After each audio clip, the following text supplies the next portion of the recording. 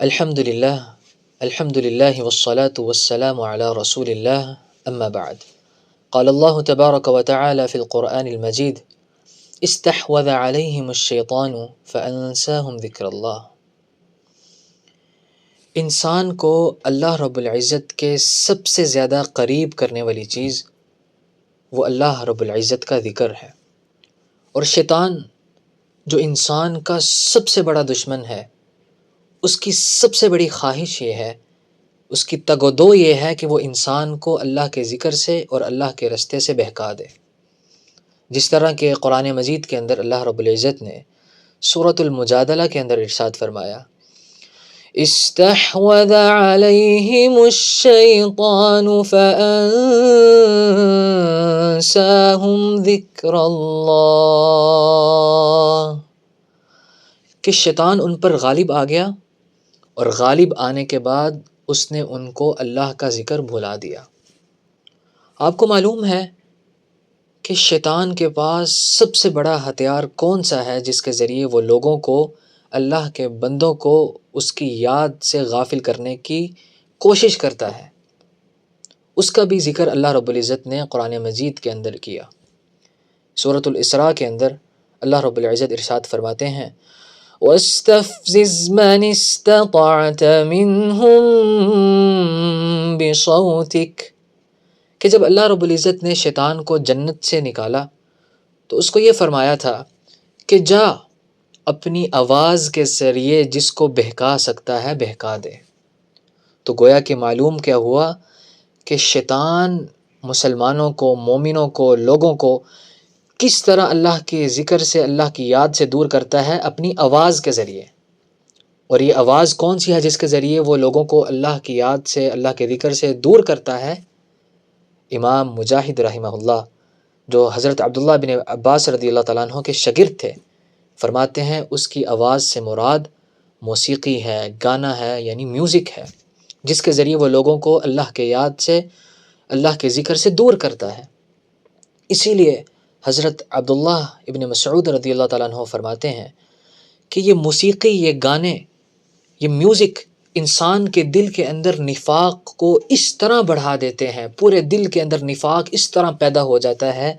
جس طرح جب کھیتی کو پانی لگایا جاتا ہے،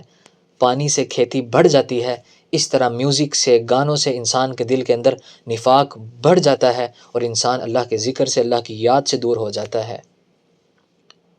اور اللہ رب العزت نے سورۃ اللقمان کے اندر ارشاد فرمایا، وَمِنَ النَّاسِ مَن يَشْتَرِي لَهْوَ الْحَدِيثِ لِيُضِلَّ عَن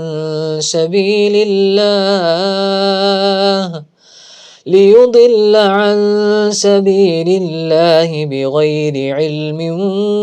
وَيَتَّخِذَهَا هُزُوًا أُولَئِكَ لَهُمْ عَذَابٌ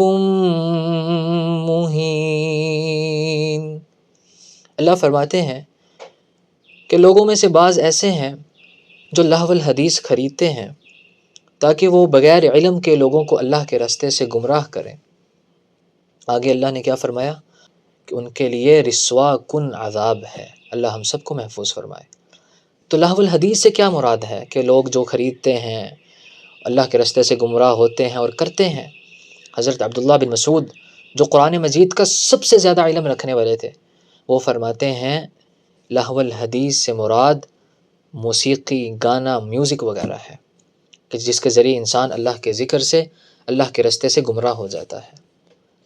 اب کچھ لوگ ایسے ہیں جو میوزک کو، اس کے انسٹرومنٹس کو، آلات کو حلال کر دیتے ہیں اور کہتے ہیں یہ سننا جائز ہے۔ ان کے جوابات تو بہت زیادہ ہیں، لیکن ایک جواب صرف جو اللہ کے رسول صلی اللہ علیہ وسلم نے ذکر کیا تھا، آپ نے فرمایا تھا کہ میری امت میں کچھ ایسے لوگ آئیں گے جو زنا کو حلال کر دیں گے، ریشمی لباس جو مردوں پر حرام ہے اس کو حلال کر دیں گے، اور اسی طرح موسیقی کے آلات، میوزک کے انسٹرومنٹس کو وہ بھی حلال کر دیں گے۔ تو گویا کہ شریعت نے شروع سے ہی یہ سب چیزیں حرام کی تھیں، جو اللہ کے رسول نے فرمایا میری امت کے کچھ بعض بد نصیب اس کو حلال کر دیں گے۔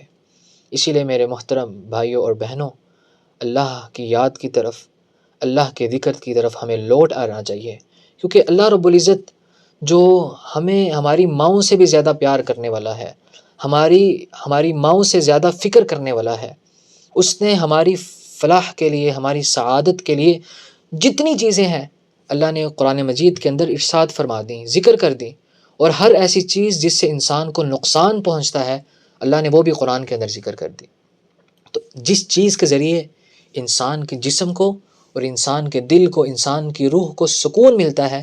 وہ اللہ نے صرف ایک چیز قرآن میں ذکر کیا ہے، اس کے علاوہ کوئی ذکر نہیں کی۔ جو اللہ ہماری ماؤں سے زیادہ پیار کرنے والا ہے، اگر کوئی اور چیز ہوتی وہ بھی ذکر کرتا، لیکن اللہ نے صرف کیا چیز ذکر کی؟ الذین آمنوا وتطمئن قلوبهم بذکر اللہ الا بذکر اللہ تطمئن القلوب، کہ ایمان والے جو ہیں